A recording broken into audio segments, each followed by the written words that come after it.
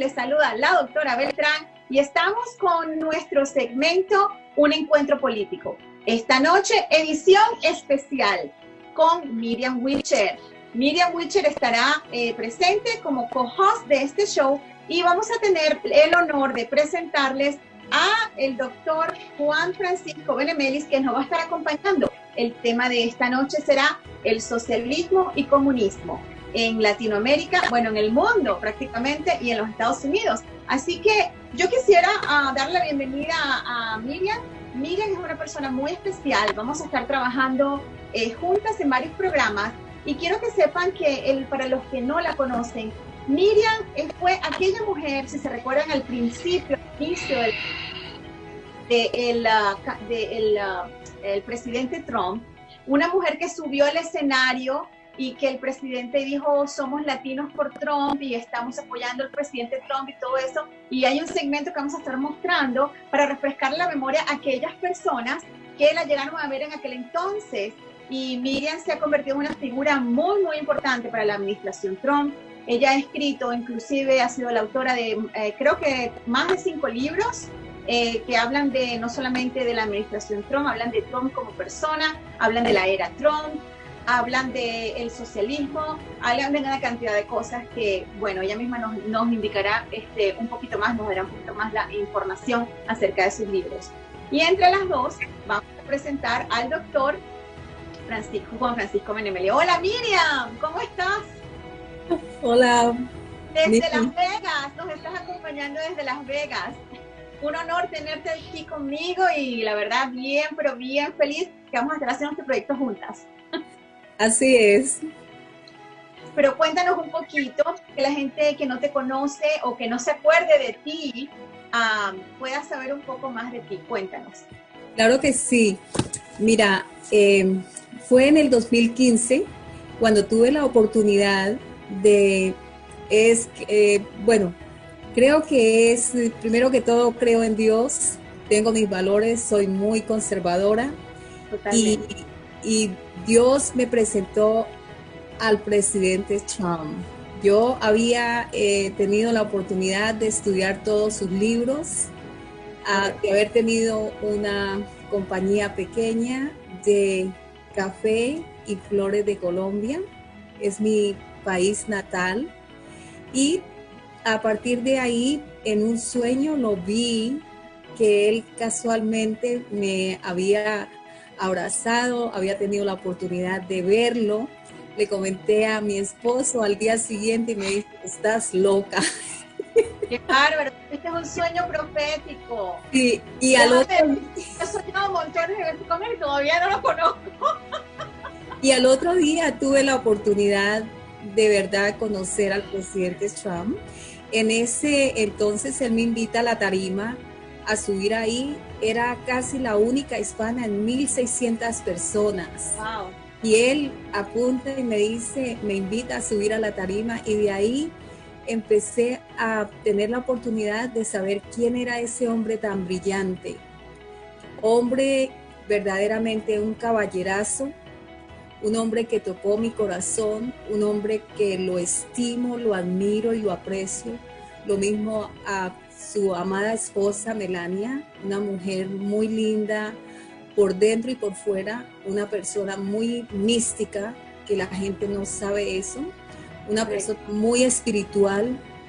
Y también tuve la oportunidad de conocer sus hijos, como Ivanka, que también la admiro, una gran mujer, a sus hijos, a Donald Trump Jr., a Eric Trump, a las esposas de ellos, Lara Trump, una mujer encantadora. Y siempre tuve la oportunidad de estar en el mundo político con ellos, viajando 3 estados frecuentemente para hacerle campaña. Estuve tocando puertas, haciendo llamadas telefónicas. Increíble, increíble.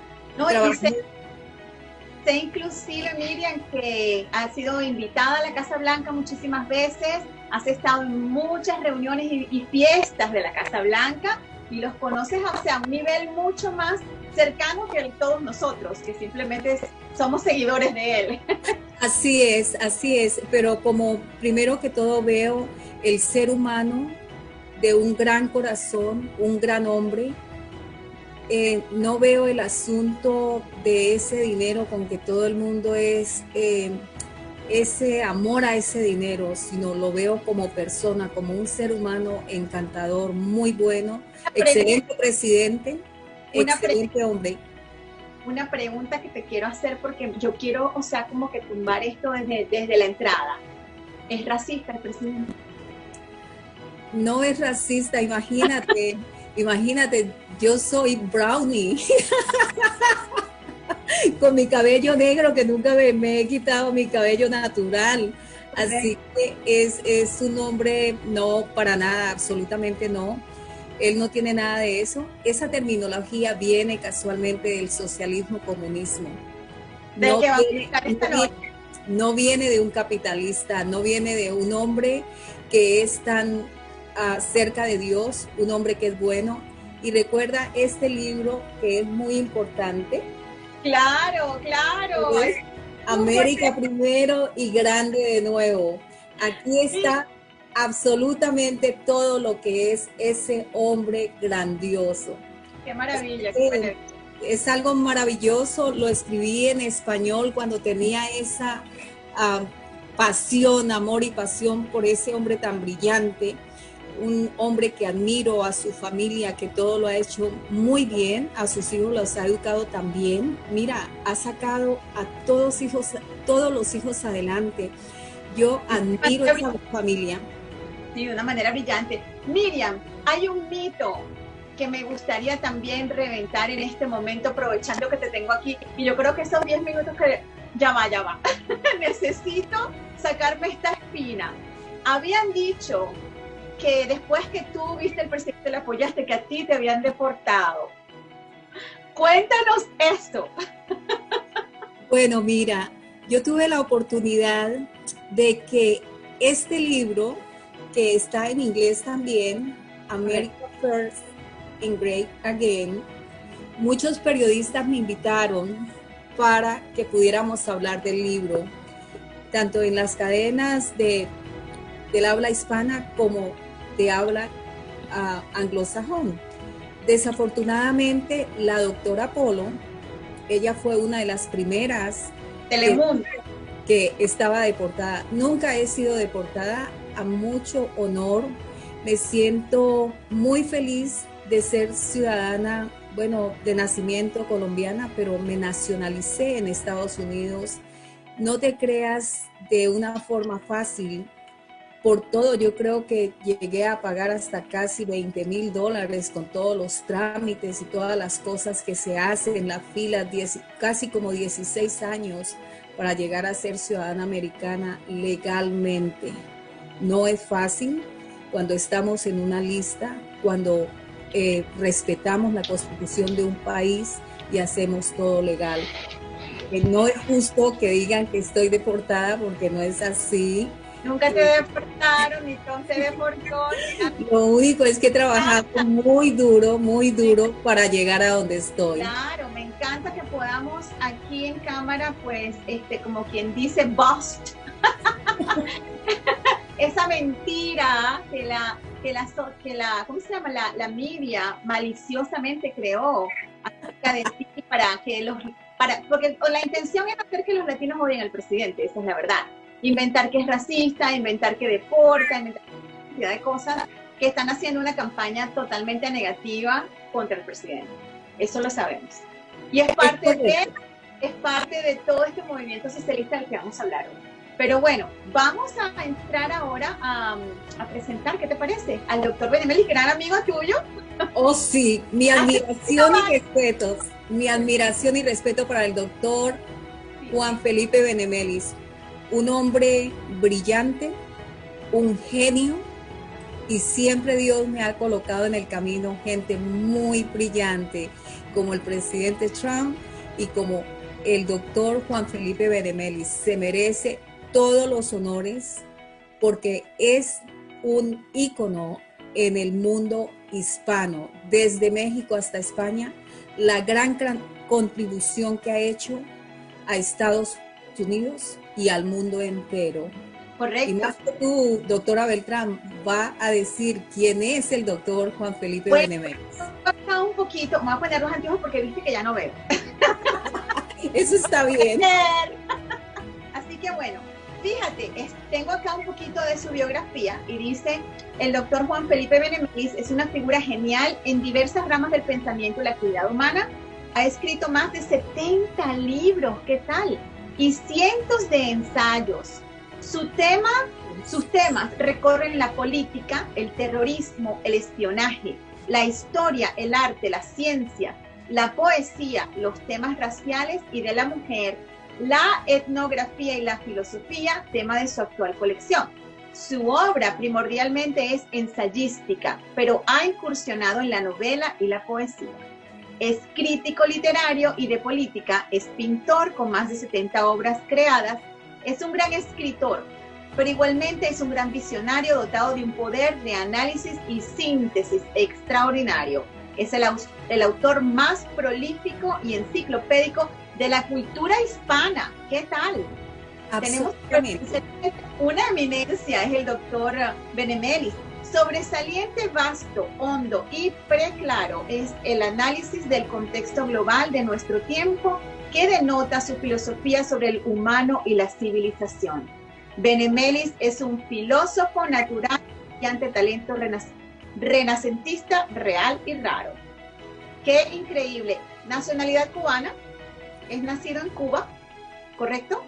Sí, pero, sí, doctora, es nacido en Cuba y te quiero decir algo muy importante, que en este momento el último libro que él ha escrito, a mucho honor, y soy coautora de ese libro, que me apasiona leer sobre él y sobre todo porque verdad que es un ícono, lo que estoy diciendo es un genio y es una gran pena que el presidente Trump no tenga al doctor Benemelis en la Casa Blanca. Creo que para mí es un dolor muy grande porque existen muchos hispanos, sin que desmerezcan nada, pero el doctor Benemelis nos lleva muchos años luz en el mundo del socialismo, del comunismo, y verdad que necesitaríamos que él esté en la Casa Blanca ayudando al presidente Trump y más en estos momentos. Y quiero presentarle este libro, mira, este libro es algo muy importante que es Socialismo, Comunismo, la gran mentira del doctor Juan Felipe Benemelis, y para mí una gran admiración y un gran honor haber podido escribir con él este libro de 300 páginas que está editado ahora en español y todos sus libros se pueden conseguir en Amazon. Así que, doctora Beltrán, la dejo con el doctor Benemelis porque claro, es una linda oportunidad tenerlo esta noche con nosotros. Claro, muchas gracias, Miriam, y bueno, vamos a seguir adelante con el doctor Benemelis. La verdad que estoy ya impaciente.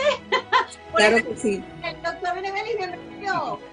Después de oír a dos, podríamos decir, brillantes mujeres, ¿no?, sobre el tema de las elecciones y de presidente Donald Trump, y de los elogios que a veces son un poquito demasiados, ¿no? Pero bueno, en definitiva lo que plantea esa admiración Miriam es parte de un trabajo que hemos hecho de conjunto de hace, bueno, prácticamente desde el inicio de las elecciones de 2016, ¿no?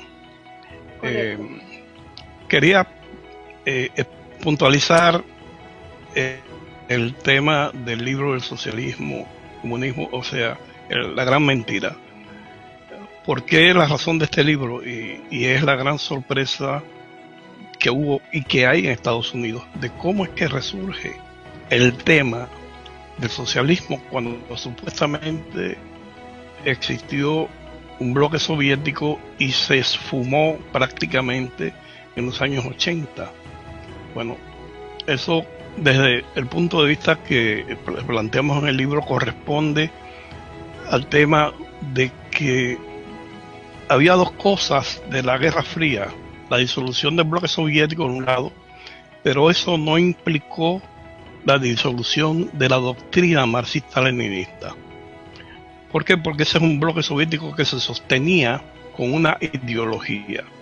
Materialmente se disolvió, pero el trabajo de penetración que hicieron los soviéticos, en el caso de Cuba también, en muchas partes del mundo, no solamente en Europa, en África, en América Latina y en Estados Unidos, eso unido a una crisis generacional dentro de Estados Unidos, ha provocado de momento como si fuese una flor exótica, pero no es así.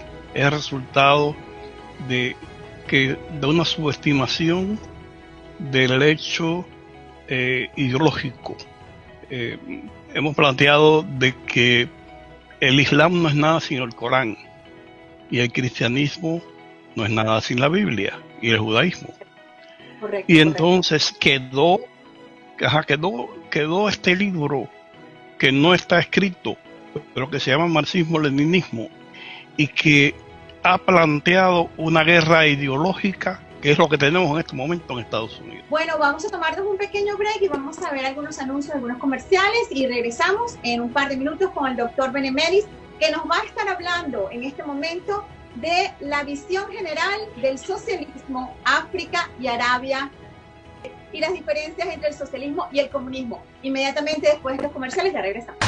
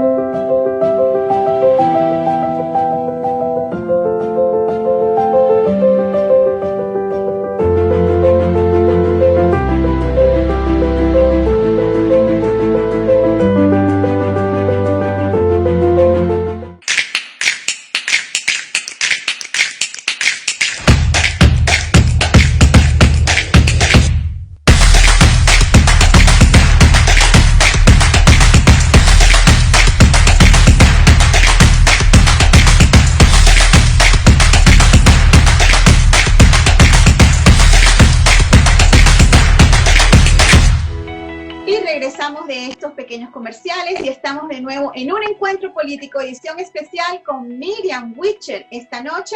Y no solamente eso, sino que tenemos el honor de tener presente a el doctor Juan Felipe Benemelis, que es un experto político, especialmente en el tema socialismo, comunismo. Y vamos a pasar entonces con él porque nos va a hablar exactamente de lo que es el socialismo y el comunismo en África y Arabia, la historia del socialismo y el comunismo en estos países, cómo se inició este movimiento. Adelante, doctor. Hay algo importante, y es el hecho del desconocimiento que se tiene aquí en Estados Unidos, y no solamente en Estados Unidos, también en América Latina, sobre todo la juventud que está desconectada de la historia, incluso de la historia reciente. Como el socialismo no solamente fracasó, o sea, el socialismo envuelto en ese nombre, pero que en definitiva detrás estaba todo el credo marxista, ¿no?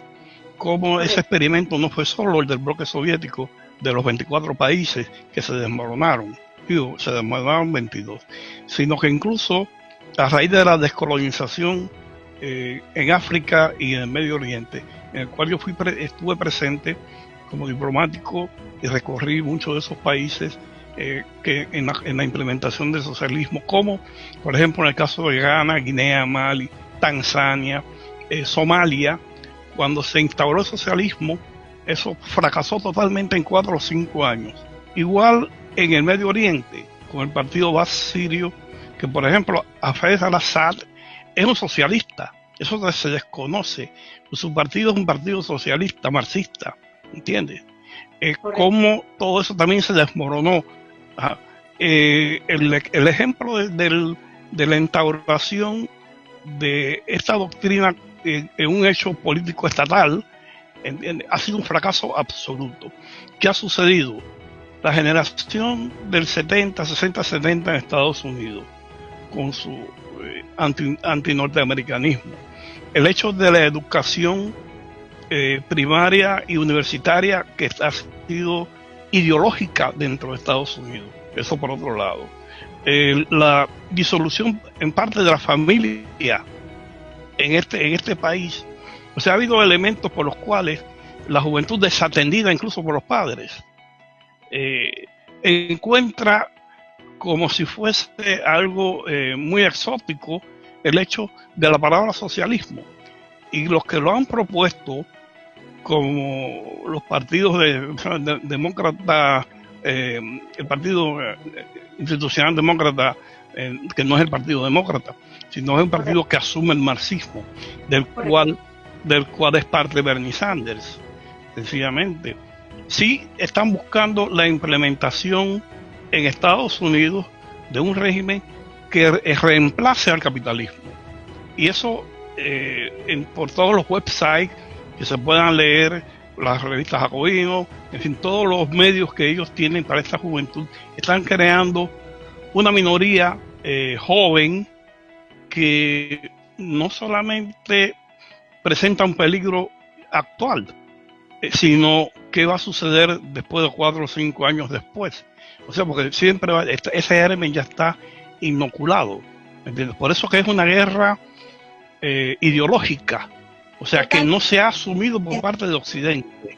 Bueno, en Estados Unidos en este momento no solamente una deuda ideológica, una guerra mediática, pero cuéntenos usted cómo, creo que en algún momento me mencionó, estuvimos hablando anteriormente, me mencionó que usted llegó a conocer inclusive a Nelson Mandela, en su historia de tantos años, en sus viajes hacia África, hasta otros lugares, y bueno, la historia del socialismo que sabemos, que viene, que son regímenes marxistas y vienen desde aquellos tiempos, pero en su experiencia, denos una información un poquito de cómo usted entra en contacto con esto y descubre o entiende que este movimiento es un movimiento que no va para ningún lado, es un movimiento dañino más que todo a la sociedad.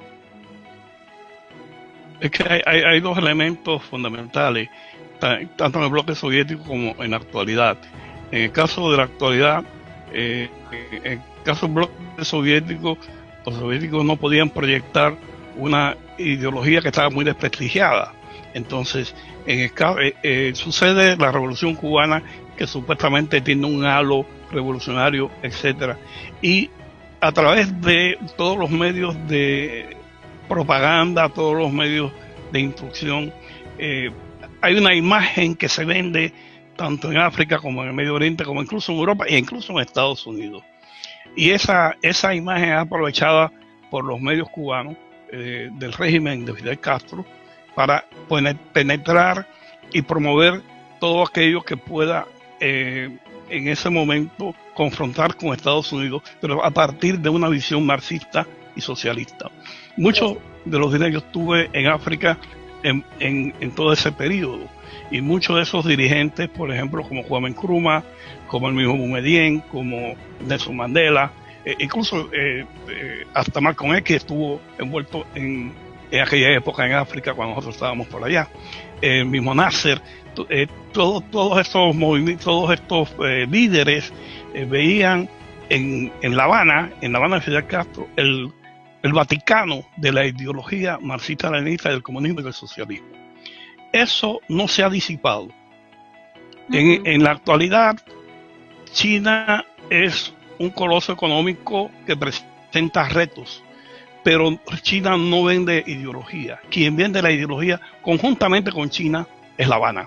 O sea, es la mezcla del poder económico y de la proyección ideológica, que la proyección ideológica conlleva también la educación, los medios de difusión, como usted planteaba, toda la propaganda, en fin, es un conglomerado.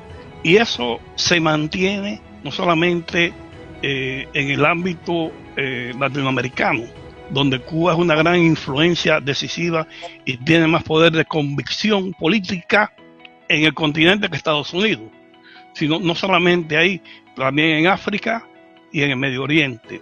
O sea, ese reto, cuando se descompone la Guerra Fría, se piensa que desapareció totalmente el comunismo. No es así. Lo tenemos presente ahora. Tenemos presente. Y hay cosas...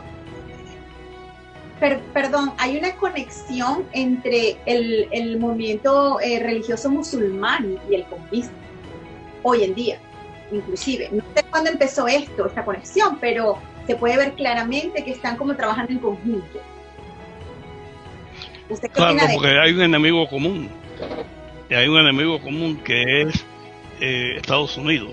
¿Entiende? El capitalismo, la libertad. O sea, el mundo islámico quedó congelado hace 5 siglos y todavía no ha asimilado ese hecho de que Europa y el mundo civilizado se les fue por delante.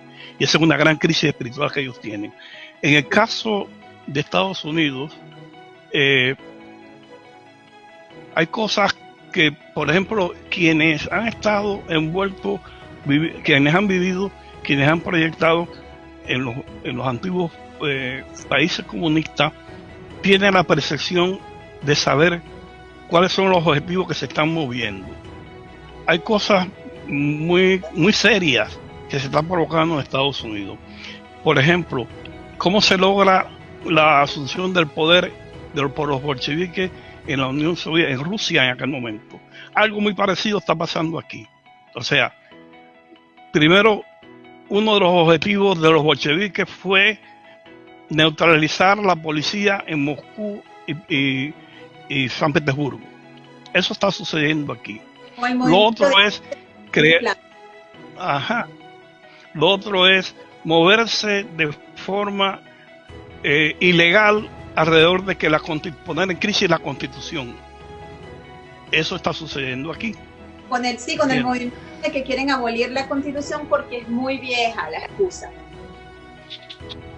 Y no solamente eso, sino actuando ilegalmente de forma tal de que incluso los medios federales y los medios estatales tengan problemas de cómo lidiar con este asunto, porque es un problema ético-moral, pero es ilegal.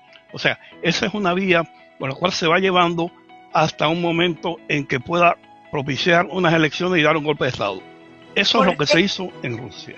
Correcto. Y muy interesante decir eso, doctor Benemelis, pero tenemos que irnos a unos comerciales en este momento. Vamos a regresar con Miriam Witcher también, que ella va a estar hablando con ustedes, un poquito también con el movimiento socialismo-comunismo en Latinoamérica. Vámonos a unos comerciales y regresamos en unos minutos.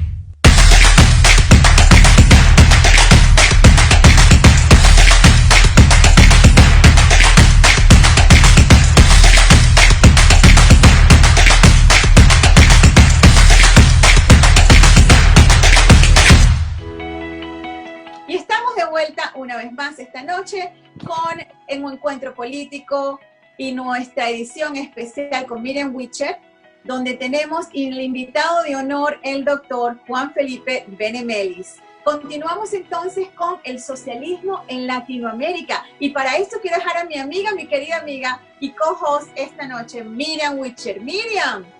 Muchas gracias, doctora Beltrán.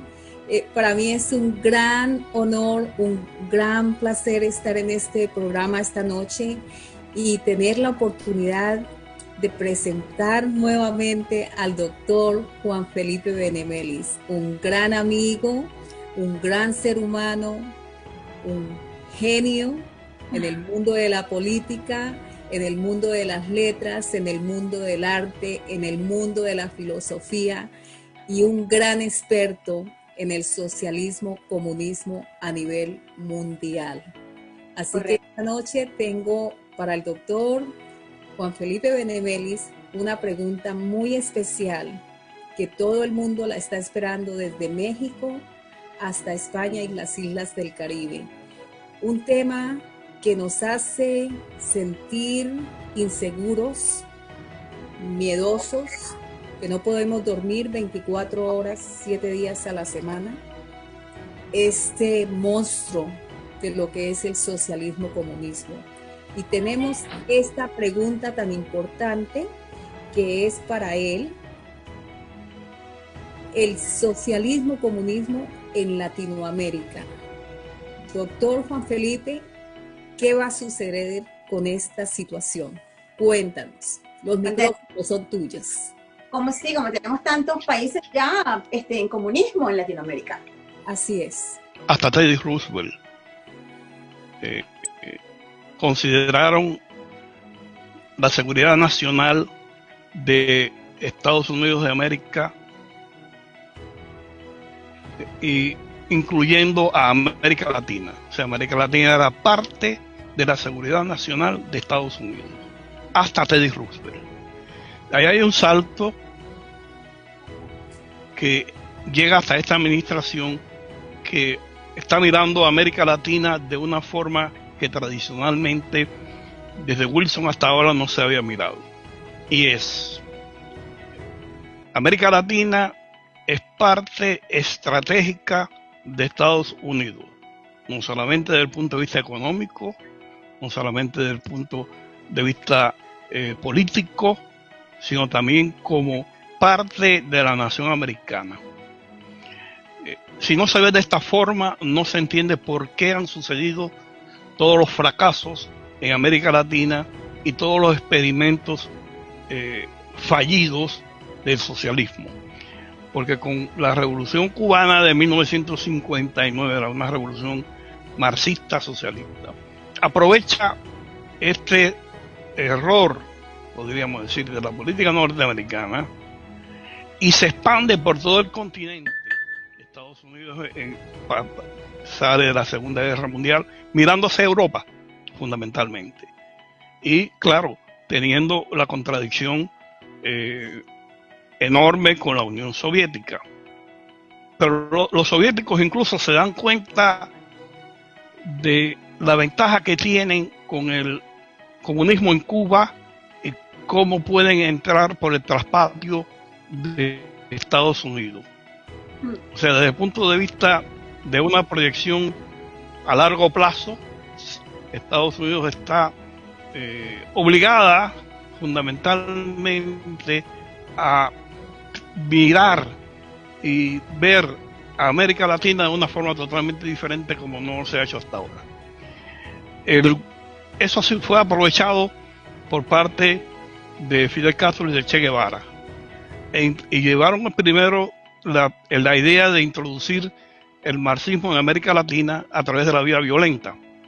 Después se dieron cuenta de que a través de la vía electoral podían lograr llegar al poder con los partidos, entre comillas, socialistas, que no eran tales, y entonces maniobrar con las constituciones y con las leyes y transformar eso en partidos únicos, partidos totalitarios, y crear las sociedades que se han creado, por ejemplo, en Venezuela, que se han creado en Nicaragua y que se mantiene en Cuba, que, repito de nuevo, es la catedral, es el papado del socialismo en el planeta. En el caso de Estados Unidos, el siglo XIX y parte del siglo XX también tuvo experiencias de socialismo que fracasaron. Los peregrinos que llegaron en el Mayflower, por contrato, tuvieron 3 años de vida comunista, y eso fue un fracaso absoluto. Hubo hambruna, tuvieron que revisar todo eso y echar para atrás ese ideal también, por ejemplo, Owens en el siglo XIX hizo experimentos en Virginia y que fracasaron totalmente. Con Eleanor Roosevelt, la esposa del presidente Franklin Delano Roosevelt, ella experimentó en Arthur Dale, en varios estados, la idea de la creación de entidades comunistas, de facultades comunistas que fueron experimentadas en Virginia, en Carolina del Norte, y fracasaron absolutamente. Y yo quiero decir, por ejemplo, Bernie Sanders sale de Arthur Dale, de uno de esos experimentos comunistas de Eleanor Roosevelt. Por eso que él tiene esa idea definitiva del comunismo. O sea, incluso Estados Unidos tiene experiencia de fracasos prácticos de la implementación del socialismo y del comunismo. Doctor Benemeris, eso se desconoce.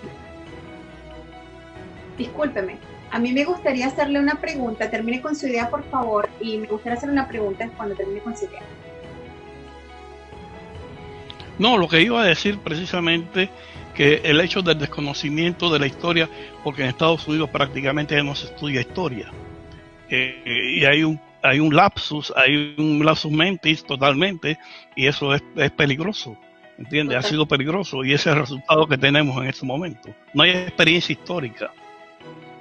Una de las cosas que me llama la atención, y se lo puedo decir como venezolana, es que la introducción, me he dado cuenta de la introducción y como entró el socialismo a Venezuela, entró con la idea de la democracia socialista, un concepto que se ha vendido y ha sido un concepto como muy amigable para dejar y permitir que el socialismo, que posteriormente se convierte en comunismo, pueda entrar pacíficamente a estos países. ¿Qué tiene usted que decirnos de eso?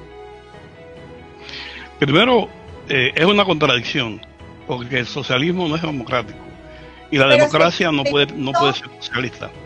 Claro, Hugo Chávez entró con el concepto de la democracia socialista y le hemos escuchado decir a Bernie Sanders y a Hillary Clinton este concepto muchísimas veces.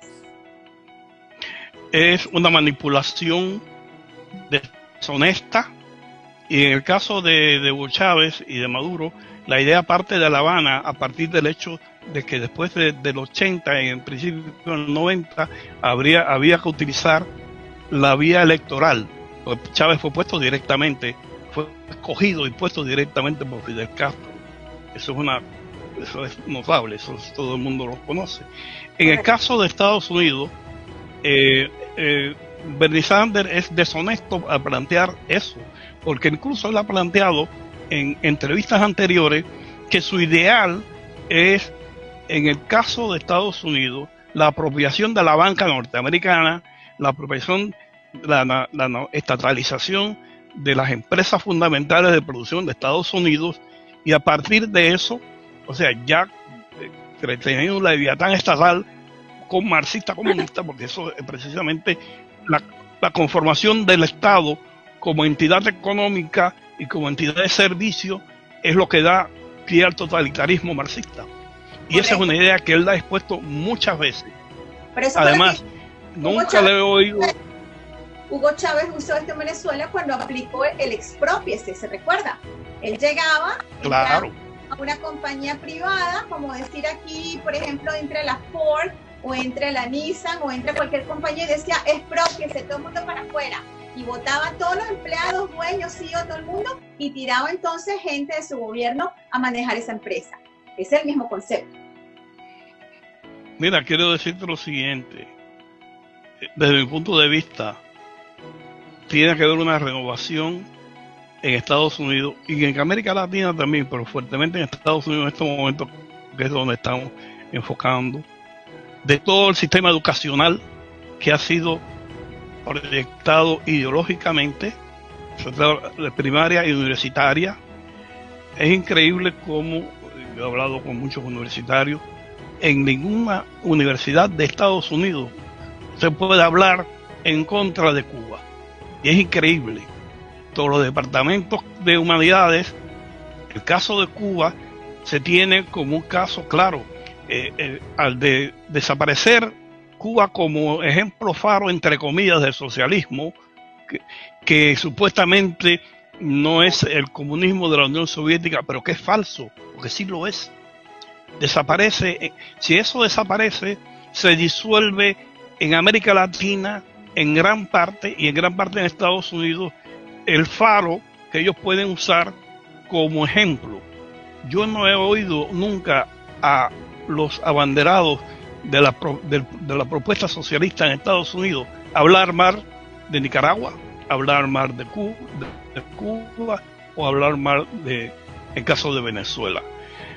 Es increíble cómo los medios han dejado de ser imparciales, indudablemente, eso se conoce, pero también hay un gran desconocimiento, y es parte también de la agresión desde los años 70 u 80 del marxismo, de la introducción del marxismo en las universidades norteamericanas, donde La Habana fue un promotor fundamental en eso, con el intercambio de profesores, con el envío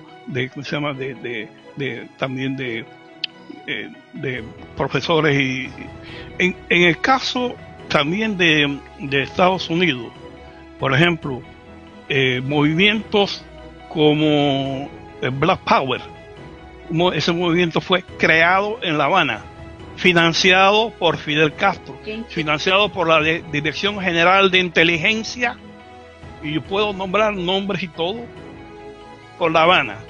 El caso de los macheteros de Puerto Rico, que transformaron el Partido Socialista en Partido Machetero, que desarrolló el terrorismo dentro de Estados Unidos, y así fundamentalmente la penetración de Fidel Castro y del régimen cubano en Estados Unidos es tal que, por ejemplo, el caucus negro norteamericano apoya a Cuba de Fidel Castro, siguen teniendo Cuba problemas raciales. Se da el caso de Angola, de Sudáfrica contra el ejército de Fidel Castro. Sudáfrica tenía oficiales blancos y la tropa negra, y Cuba tenía oficiales blancos y la tropa negra. Sin embargo, la apartheid es Sudáfrica y no es Cuba. Es increíble. Y entonces se ensalzó el rol de Cuba, cuando en definitiva el régimen cubano también es un régimen racista. Y sin embargo, por el hecho de que plantea un socialismo entre comillas, ha sido parte de una mitología dentro de Estados Unidos. Caramba, qué interesante, doctor Benemelis. Vamos a irnos a comerciales una vez más. Se nos pasó un poquito el tiempo, porque la verdad que el tema está demasiado interesante. Estoy aprendiendo muchísimo de lo que usted está hablando en este momento, pero vamos a unos anuncios cortos y regresamos en un par de minutos.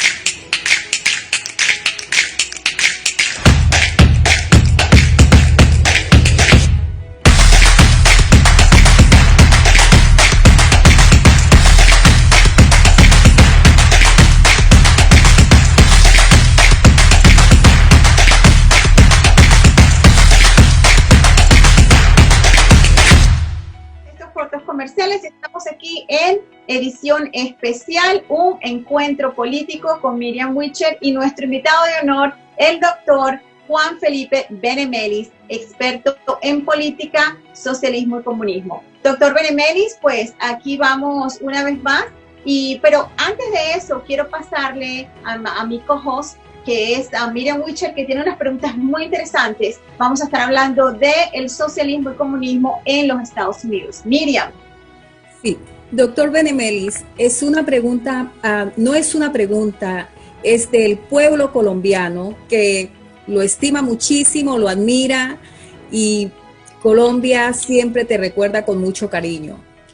En Colombia, desde la época de los años 60, que estaba Castro, Raúl, Fidel. que estaba Castro ahí en Colombia, que él fue a la Universidad Nacional. Desde ese entonces empezó Colombia con el narcotráfico. Hoy en día Colombia lo asegura 100%, el socialismo, el comunismo, el tráfico de personas, de niños y el narcotráfico, el narcoterrorismo es igual a todo esto. Eso no se puede dividir. Entonces, ¿qué nos dice acerca de este tema, doctor Benemelis? El caso de Colombia siempre ha sido un objetivo de Fidel Castro. Recuerda que en los años 50 Fidel Castro era un gángster y fue a Colombia cuando estaba en el caso de, incluso asesinó a un candidato presidencial en Colombia. Desde los años 70, los servicios de inteligencia cubanos han asesorado a los carteles colombianos desde el año 76-77, y eso es conocido, ¿entiendes? Cómo fueron conformando y propiciando comunicación de inteligencia, en estructura, formas de transporte, todo eso se fue estructurando y fue creándose una red, y en un momento determinado las FARC, que indudablemente fueron creadas desde La Habana, de tiro fijo, me recuerdo cuando deambulaba yo lo conocí deambulando por cerca del Ministerio de Relaciones Exteriores y toda esta gente, cómo la transformó en una narcoguerrilla, ¿entiendes? Hay datos, hay individuos que han desertado y han planteado cómo se fue transformando todo esto, pero el narco colombiano no hubiera sido un fenómeno tan abiertamente colosal si no hubiera contado con los medios de inteligencia de La Habana, que le propiciaban la ruta, monitoreaban la DEA, los movimientos de los barcos norteamericanos, y le creaban condiciones para los corredores aéreos, le daban asesoría. Eso ha seguido, ¿entiendes? Eso ha seguido. Y claro, La Habana ha cobrado parte de ese dinero, pero lo hace de una forma tan limpia que el dedo nunca se va hacia La Habana. Y es posible que incluso las únicas formas de ingreso que tenga en este momento el régimen cubano sea eso, el de narcotráfico. Wow.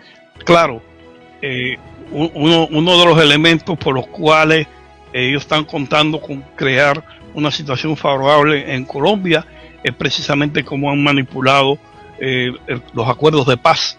Pues recuerda que los acuerdos de paz se han hecho desde La Habana y se han creado desde La Habana, y eso es algo que debe tener ¿cómo decir? No, debe tener en preocupación, ¿no? A todos los medios, incluso en América Latina, que están luchando contra el narcotráfico. La Habana no es solamente el centro ideológico del marxismo, también es el núcleo fundamental por el cual se desmoronaría el grueso del narcotráfico, por las vías que controla. Wow, increíble que Cuba pueda tener tanto poder, porque en Venezuela tienen un poder tremendo también. O sea, se dice en Venezuela que realmente manda Cuba, no manda el gobierno venezolano, sino Cuba. Es increíble. No, si La Habana quiere sustituir en 3 minutos a Maduro. Eso es un problema, que la Guardia Personal de Maduro es de La Habana. Miraflores está cogida por las unidades especiales. Caracas está rodeada